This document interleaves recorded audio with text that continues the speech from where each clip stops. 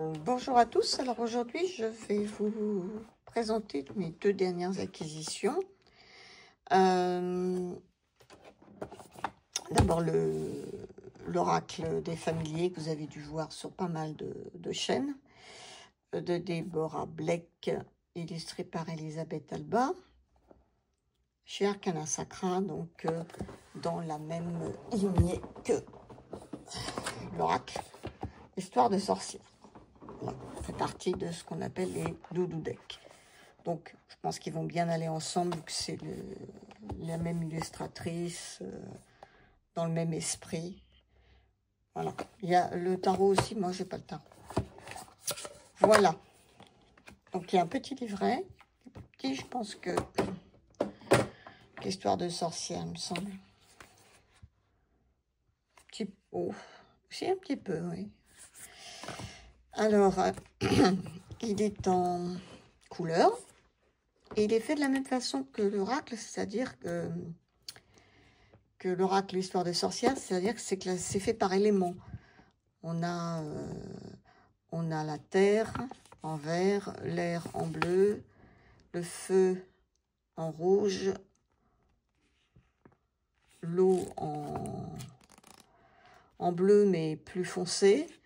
Et ensuite, on a les esprits en violet, c'est-à-dire les animaux mystiques, comme le dragon, la licorne, le phénix et le sphinx. Voilà. Donc, elle nous explique comment se servir du jeu. Donc, tous les éléments, comme je vous disais. Et après, les tirages. Alors, à une carte, à 2 cartes, à 3 cartes, à 4 cartes. Voilà. Les cartes ensuite. Donc, la terre, c'est l'ancrage et l'action pratique. Par exemple, là, on a le chien. Petite explication sur l'animal. Divination et message. Et c'est comme ça pour toutes les cartes avec donc les couleurs et des illustrations en couleur. Le dos, il est... La boîte avant plutôt. Elle est magnifique. C'est vraiment un travail d'édition magnifique. Hein. Le dos, il est comme ça. Très joli, dans le même style que l'autre. Avec ce ciel étoilé. Et là, ce sont les animaux et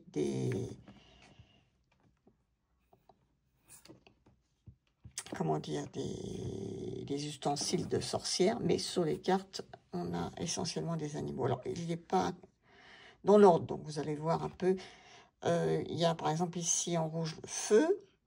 Là, on a la luciole, le héron dans l'eau, voilà, avec une petite couleur, on voit peut-être pas bien, mais le corbeau, l'abeille, le renard, le dauphin, le guépard pour le feu, le papillon monarque. On a comme une petite serre là derrière. C'est très joli.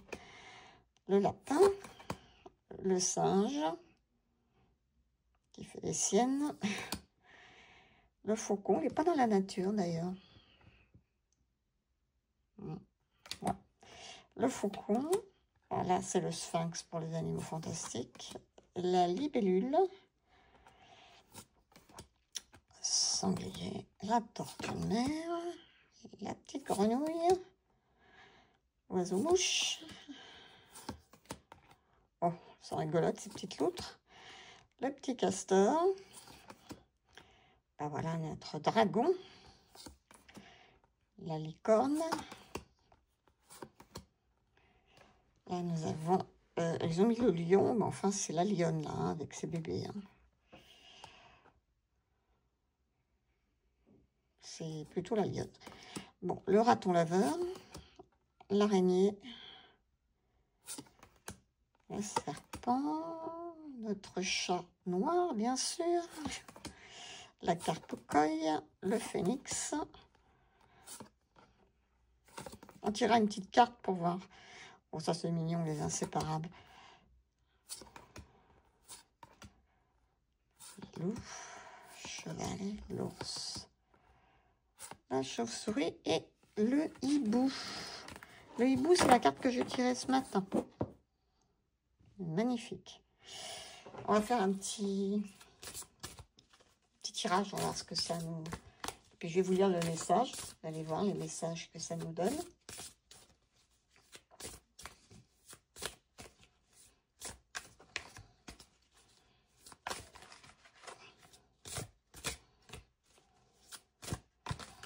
Oups. Allez. Ah non, 3, ça va pas. Hein. Ça ne va pas. Oh, elles glissent bien. Hein. Elles sont hyper agréables.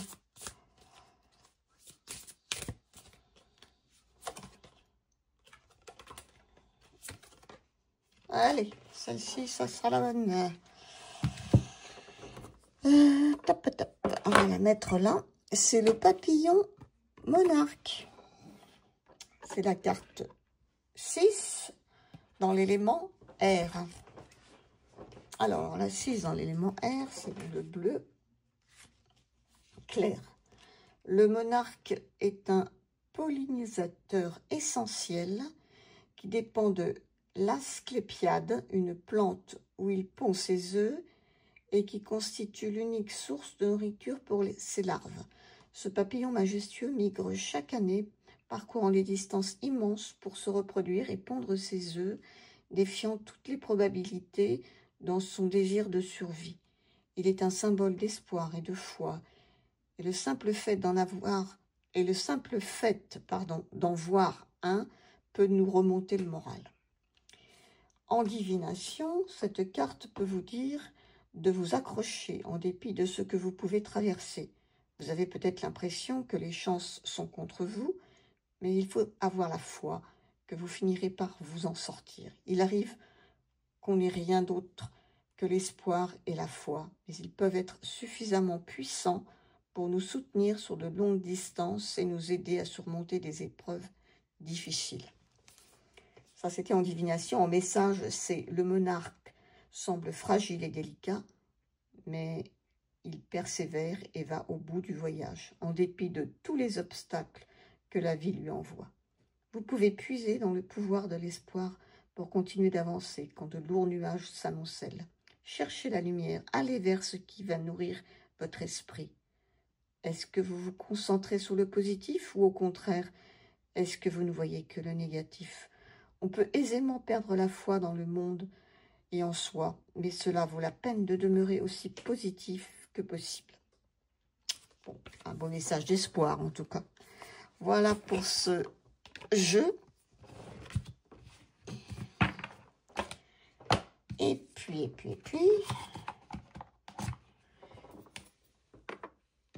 le second jeu qui n'a rien à voir. Je me suis pris, parce que je l'avais vu sur la chaîne de Marie, et qui m'avait semblé très intéressant pour l'apprentissage et pour le travail qu'on pourrait faire avec le tarot. C'est le tarot divinatoire français qui est paru donc aux éditions chez Witchy oula, j'arrive même pas à lire. Coldron, voilà. C'est un tarot que vous pouvez retrouver sur Amazon. Il y a un petit livret assez simple, ma foi, il n'y a pas grand-chose. C'est surtout pour l'apprentissage du tarot. Donc, les cartes sont de très bonne qualité. Enfin, moi, je trouve. Elles ont un très joli dos. Elles glissent très bien.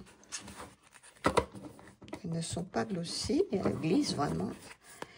Et vous avez des petites cartes supplémentaires pour vous indiquer, parce que sur chaque carte, vous avez les chakras. Vous avez les planètes.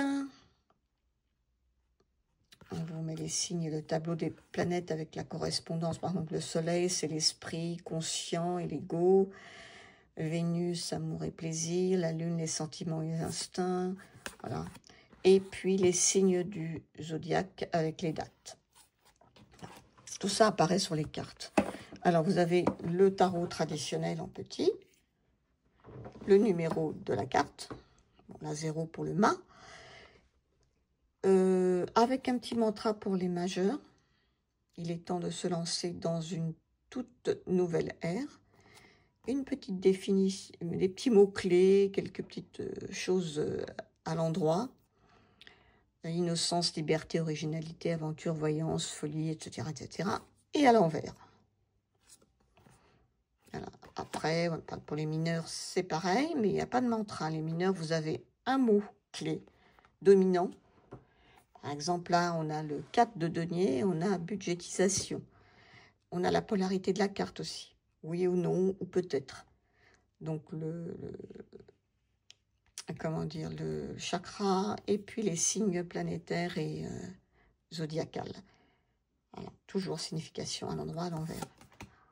C'est comme ça pour toutes les mineurs. Vous voyez, là, vous avez la polarité aussi, défaite pour le 5 d'épée. Et le magicien, donc dans les majeurs, pareil, le petit mantra, numéro 1, polarité. C'est comme ça pour toutes les cartes.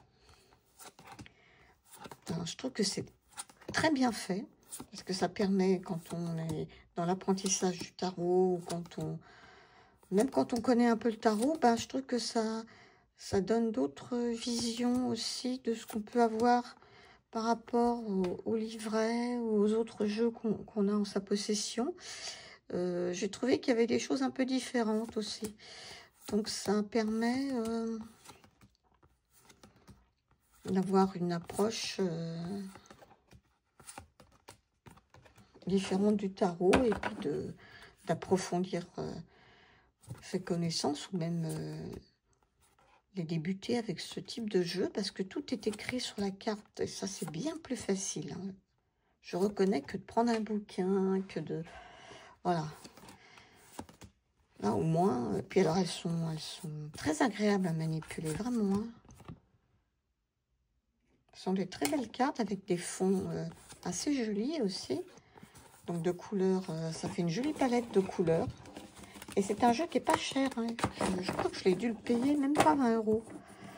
Donc pour la qualité du jeu que c'est, franchement, voilà.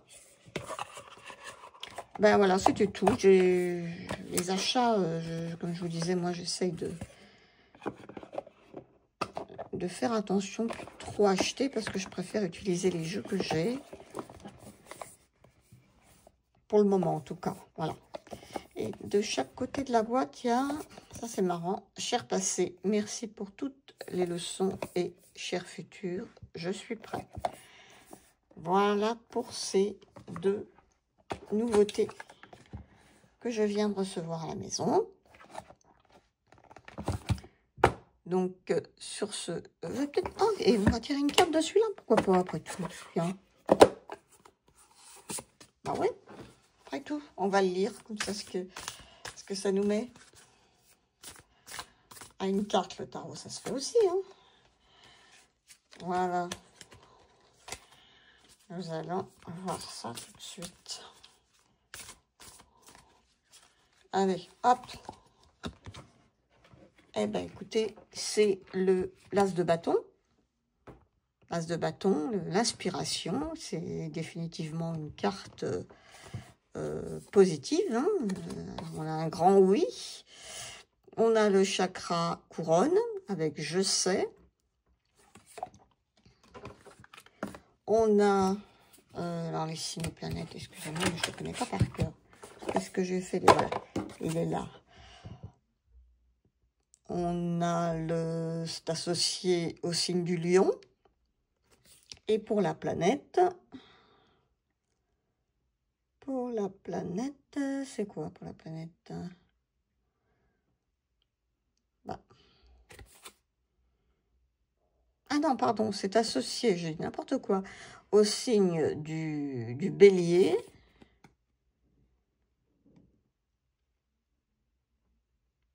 Et la planète, c'est quoi?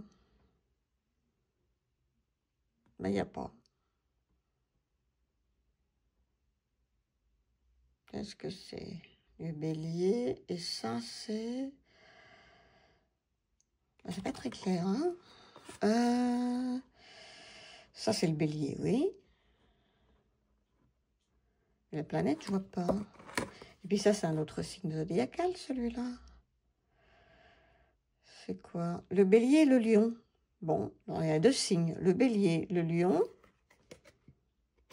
T'as d'accord?